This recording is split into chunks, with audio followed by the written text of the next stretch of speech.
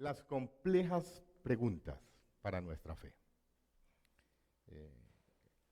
Hay paradojas que nos llevan a cuestionar muchas veces nuestra fe y muchas veces hasta perder la fe. Estoy muy cargado. En este tiempo estamos siendo bombardeados por agendas ideológicas que están arrebatando a nuestros jóvenes de nuestras manos. Estamos viviendo en un contexto donde la posverdad o las fake news o los bulos en español cuestionan la verdad. Y aún para nosotros, ¿qué es la verdad? ¿Existe la verdad? Y esta es una pregunta desde las ciencias sociales que se está haciendo, en la política se está haciendo, ¿qué es la verdad? Y sin menos en el periodismo, si no prendan los noticieros. Estamos metidos en un problema tan complejo que hace un tiempo CNN sacó un videíto que yo quiero que miremos. Quiero compartir una serie de acontecimientos en el Evangelio de Marcos, un precioso evangelio, y es una serie de acontecimientos que empieza del capítulo 6 hasta el capítulo 8, pero por cuestiones de tiempo solo voy a tomar dos escenas importantes que nos dan principios para abordar esta problemática. Y vamos a leer en el capítulo 8 del Evangelio de Marcos. El Evangelio de Marcos es una delicia, es una novela emocionante. Capítulo 8, versículo 13 en adelante, luego parto en el 21 y continúo en el 27. Dice el versículo 13, después del evento en la barca.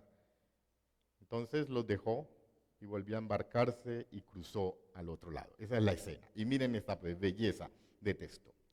Los discípulos habían olvidado de traer pan y no tenían sino un pan consigo en la barca. Y él les mandó diciendo, mirad, guardaos de la levadura de los fariseos y de la levadura de Herodes. Y discutían entre sí diciendo, es porque no trajimos pan. Y entendiéndolo Jesús les dijo, ¿qué discutís porque no tenéis pan? ¿No entendéis?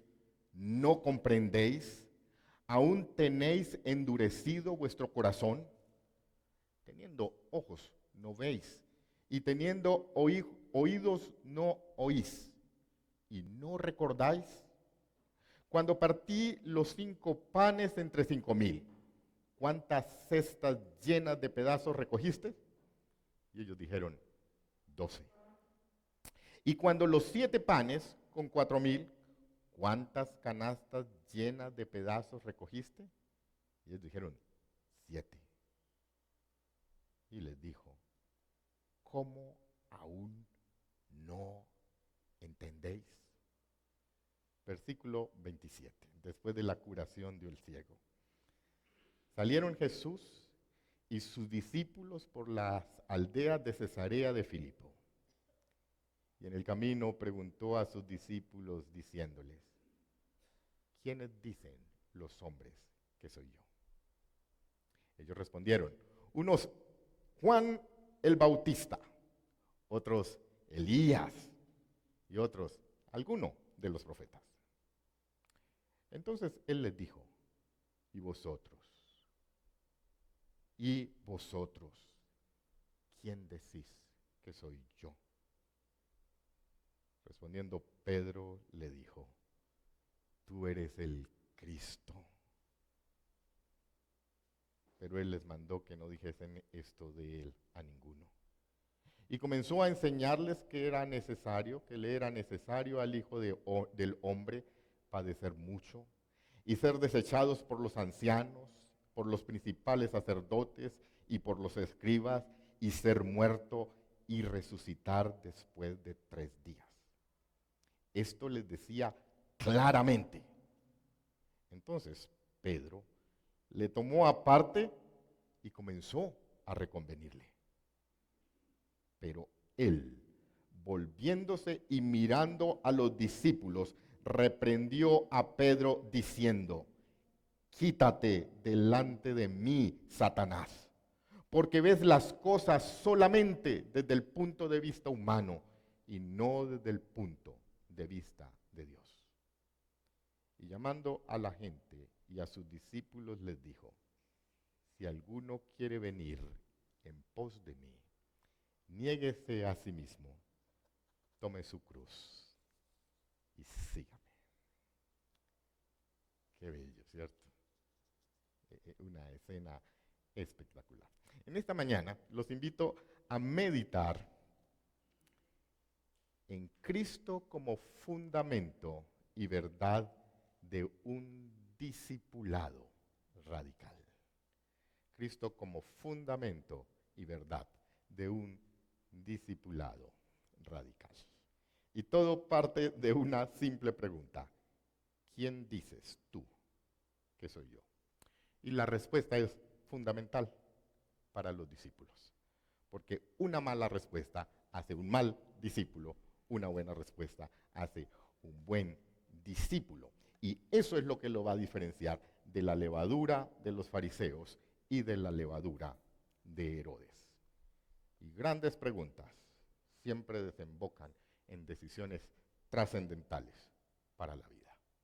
Y esto le pasa a los discípulos. Ellos tenían que ser diferentes, porque alguien no puede estar leudado y ser discípulo del Señor. Es radical. Implica un compromiso radical de santidad. Y el problema empieza en la narración de los versículos 17, donde el Señor les empieza a recriminar.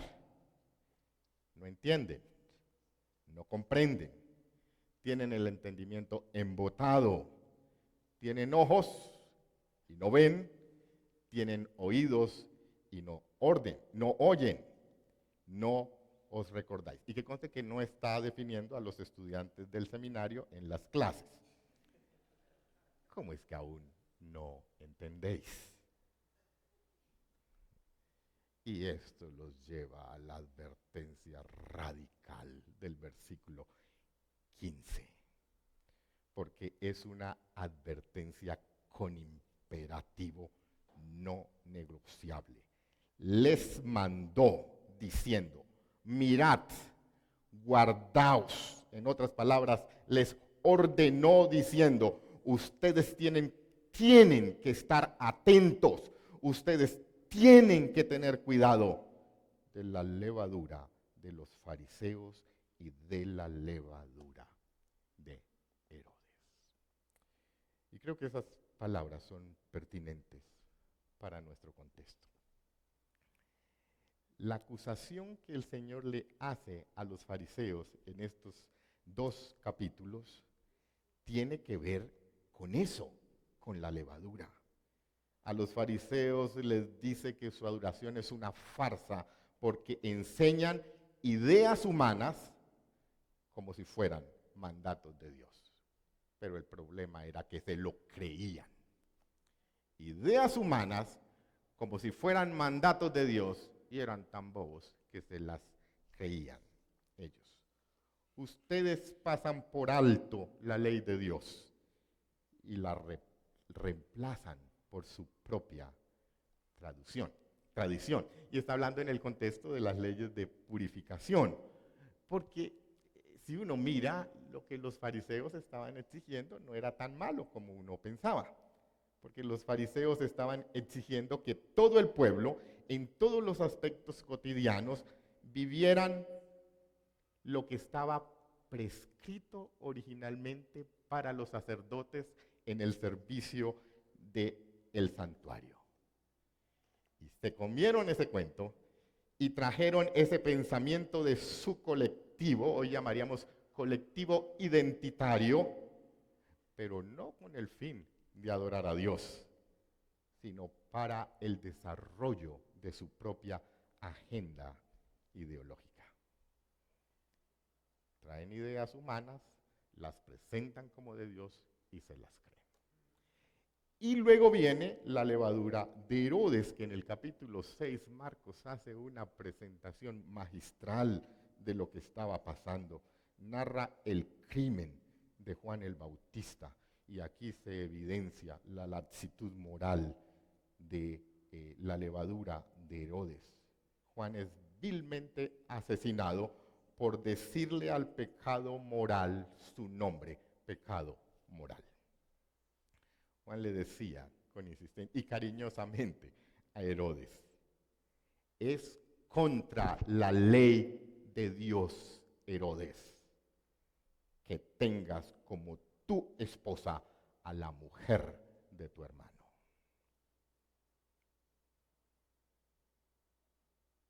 Y se le paraba a Juan y le gritaba, es contra la ley que tú vivas con la mujer de tu hermano. Ay, pero si nos amamos, lo importante es el amor. Somos la pareja ideal. Pero Juan no era media tintas. No cedía ante esa laxitud. Ay, miren, Herodes es un buen padrastro. Tiene una hijastra lo más de linda que pidió la cabeza de Juan el Bautista. Y por decirle al pecado pecado, le costó literal su cabeza. Levadura de Herodes. Político corrupto. No, Juan no fue como el guía espiritual de este político que está ahorita en las noticias, que le dijo, miren, hubo corrupción en mi campaña, y yo sé que eso es cierto. Y el guía espiritual, el consejero, le dice, no, uno tiene que protegerse a sí mismo antes que ante la maldad de los demás. Uno tiene que proteger a su familia. Uno no tiene que inmolarse por los otros. Qué sabio consejo del líder religioso. Laxitud moral. Y si miramos el discurso de los colectivos LGTBI, y si miramos el discurso de los colectivos animalistas, y si miramos el discurso del feminismo de la tercera ola o del indigenismo, y óiganme bien, teólogos, los teólogos de la tercera ola, que son ahora pregoneros de la laxitud moral. Levadura de los fariseos. Lo otro que uno ve en el texto es que ellos no pueden ver lo que está pasando. Y perdieron la posibilidad de ver lo que el Señor les estaba revelando. Y el evangelista les grita con todas las señales y no se dan cuenta quién era Jesús. Y empieza el evangelio diciéndole que el Señor tuvo compasión al ver la multitud porque eran como ovejas que no tenían pastor y no se dieron cuenta del mensaje de quién era Jesús. ¿No era este el mensaje en Números capítulo 27, donde Moisés le pide a Dios un varón que pueda ir delante de ellos y que los conduzca a fin de que el pueblo del Señor no se quede como oveja que no tiene pastor? ¿No era lo que decía el profeta Ezequiel? Entonces les daré un pastor, mi siervo David, que las apacentará y será su único pastor. Y luego de esto viene la alimentación de los 5,000, donde el pastor alimenta multitudes en el desierto. Es el evangelio de Juan, que es mucho más explícito, que ante este mismo evento dice, nuestros antepasados comieron el maná en el desierto, como está escrito, cita en el texto, pan del cielo os dio comer. Ciertamente les aseguro que no fue Moisés el que les dio a ustedes el pan del cielo, afirmó Jesús. El que da el verdadero pan del cielo es mi Padre. El pan de Dios es el que baja del cielo y da vida al mundo. Señor, le dijeron, danos siempre ese pan. Y le responde Jesús, yo soy el pan de vida. Ellos no vieron eso. Y Marcos deja muy claro que los discípulos no comprendieron ninguna de las señales y son tan coquitos que se las repite 2 veces. 2 veces multiplica. 2 veces toca al ciego y estos no se dan cuenta. Entonces nuestro problema muchas veces es de ceguera, ¿cierto? Ustedes no se han puesto a pensar en su llamado.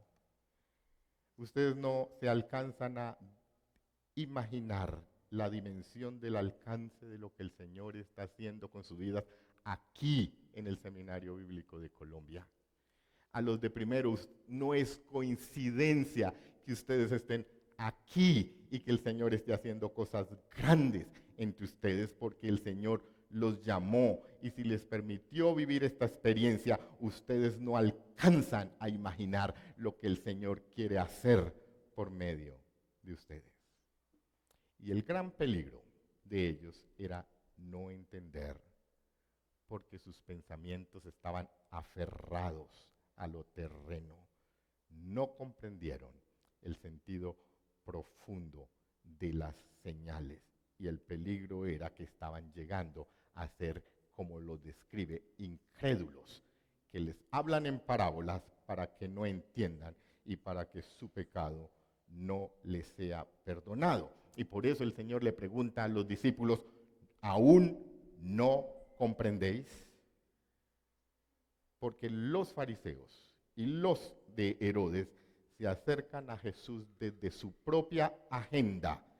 Querían un Mesías y un pueblo judío que reflejara su propia ideología. Y Jesús quería prevenir a sus discípulos porque este acercamiento colectivista no les permitiría percibir quién era Él, el Cristo.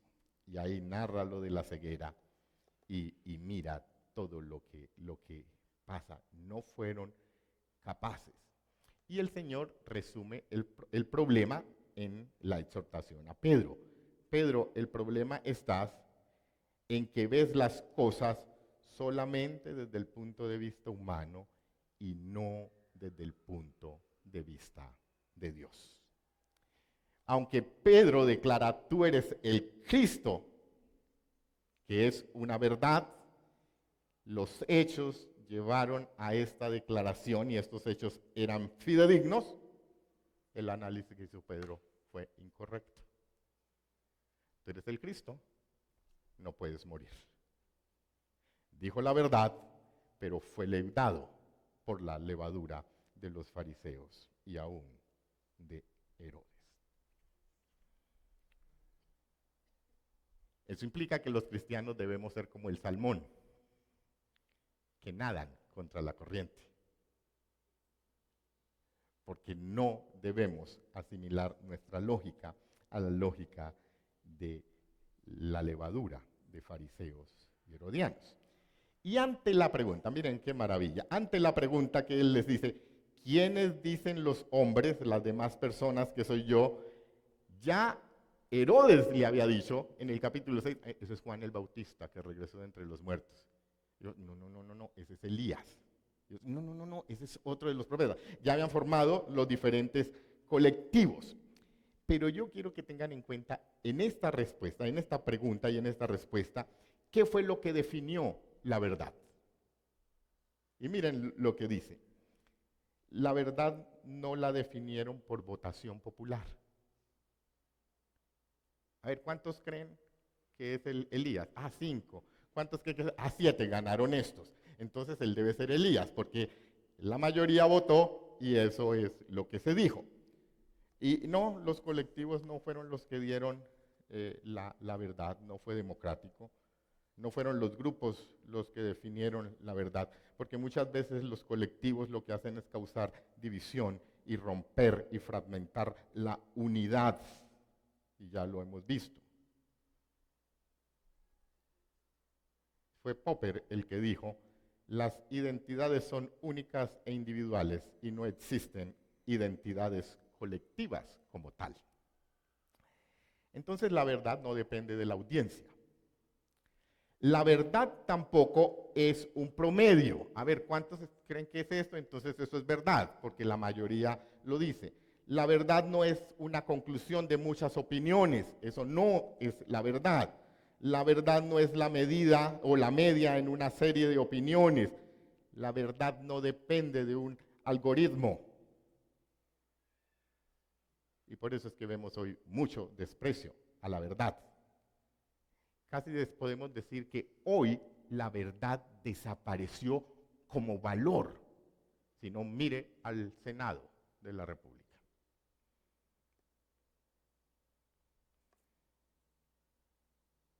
Y no que antes no mintieran. Solo es que ahorita no nos avergonzamos de mentir y antes nos aplaudimos por mentir. Si no, miren las noticias. Y podemos estar confesando y negando con la prueba en la mano, porque la verdad ya no es una virtud, como dice don Fernando. Hay un desprecio a la verdad, a los hechos y a las razones. La verdad no existe, pero la verdad no se define como estaban pensando los seguidores de Herodes, los seguidores de Elías y los seguidores de los profetas. Por eso el Señor les hace la siguiente pregunta. ¿Y ahora usted? ¿Quién dice usted que soy yo? Y ante esta respuesta, Pedro no parte de opiniones, sino parte de los hechos. Y empieza a mostrar y a ver los hechos y dice, claro, tú eres el Cristo, porque tú alimentaste, porque tú diste vista al ciego, porque tú hiciste esto, porque tú eres el Cristo. No hay dudas que eso es lo mismo que hace Juan el Bautista en Mateo, cuando le manda a preguntar a Jesús, ¿eres tú o esperamos a otro? ¿Y qué es lo que le dice Jesús a Juan? Ve y dile a Juan estos hechos. Los ciegos ven, los cojos andan, los leprosos son limpiados y a los pobres es anunciado el evangelio. Y bienaventurado quien no halle tropiezo en mí. Pone los hechos y eso define la verdad. Y definirse en esos términos de verdad tiene un costo alto. Si alguno quiere venir en pos de mí, si alguno quiere ser mi discípulo, si alguno desea venir detrás de mí como acólito, como monaguillo, debe tomar su cruz y venir y seguirme como acólito, como discípulo. Y eso tiene un precio. Aquí se ve la radicalidad del discipulado. Porque como discípulos, entonces somos llamados a plantar cara, a hacer frente a la realidad. Como decía el video, una mentira no es verdad por más que se repita. Hay un ejemplo precioso en el Antiguo Testamento que siempre me emociona. Cuando Éxodo capítulo 32, todos se lo saben, ¿cierto? Cuando funden un becerro en oro puro de los zarcillos del pueblo y proclaman, Israel, estos son tus dioses que te sacaron de la tierra de Egipto. Y lo repitieron, Israel, estos son tus dioses. En la mañana lo decían, en la tarde lo decían, al mediodía lo decían y en la noche lo decían. Y pensaron que por repetirlo era verdad y no fue verdad por más que lo repitieron. Se volvió un mantra y no fue verdad por convertirse en mantra. Todos se pusieron de acuerdo.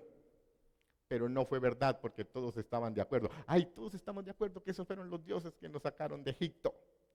No fue verdad porque le rindieron culto y porque ofrecieron holocausto a los becerros. Eso no convirtió la mentira en verdad.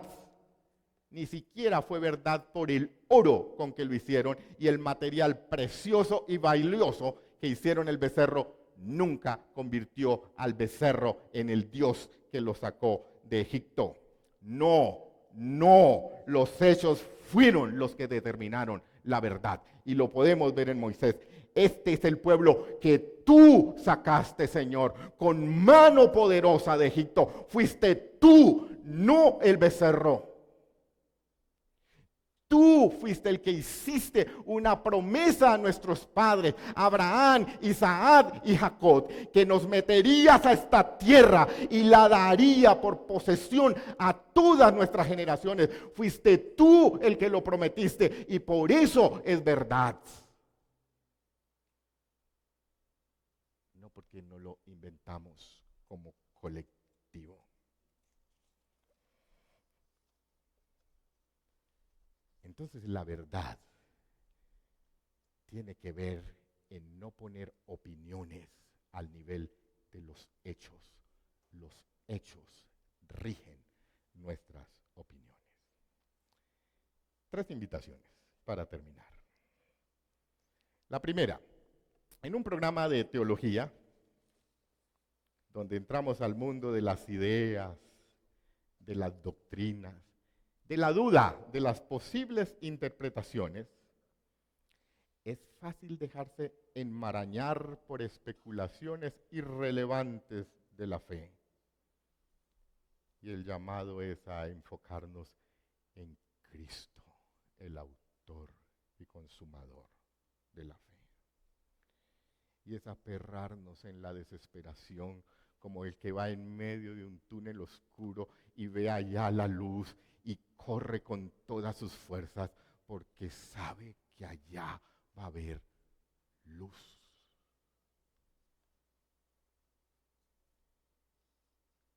Es Jesús. Son sus hechos los que definen y nos definen en el discipulado radical. Si no tenemos claro quién es Jesús, dijo el reverendo Choi, vayan a vender empanadas a la esquina. No sirven para el ministerio. Segunda invitación. Tenemos que abandonar la actitud de apatía y pasar a la acción. Somos cobardones. Nos intimidan los que hablan duro. Nos intimidan los que nos descalifican con falacias ad hominem. Usted, de Girardot. Usted es hombre, usted no puede hablar del aborto. Usted es mujer, usted no puede hablar de la autoridad. Nos descalifican y somos cobardones y nos dejamos descalificar con todos los ad hominem. Pues tú eres de primero y yo soy doctor de la Universidad Nacional de Colombia o de la Pontificia Bolivariana. Creo que el Señor nos está llamando a dejar de ser tímidos y cobardones y dar la batalla cultural y de las ideas. Y nos va a tocar pararnos porque nos están ganando la guerra. Que no nos juzguen por criterios arbitrarios como sexo, identidad, color de piel, estudios académicos, clases sociales. Que nos juzguen simplemente por los hechos, por nuestras conductas. Estamos en una sociedad liberal, democrática. La tercera invitación es a que defendamos y nos comprometamos con la verdad. No debemos dejar seguir manoseando la verdad. A veces invertimos muchas de nuestras fuerzas y nuestros recursos en luchar por cuestiones secundarias de la fe. Debemos alabar con la mano arriba o como la mano abajo. Debemos sentarnos o debemos pararnos. Y en lo fundamental, no hacemos nada. Recuerden, la verdad no depende de la audiencia, no es un punto medio, no es la conclusión de varias opiniones. La verdad se fundamenta en el hecho y para nosotros el hecho de la vida, muerte y resurrección del Señor. Si queremos tener un discipulado radical y ser discípulos o acólitos radicales, tenemos que fundamentarnos en la verdad.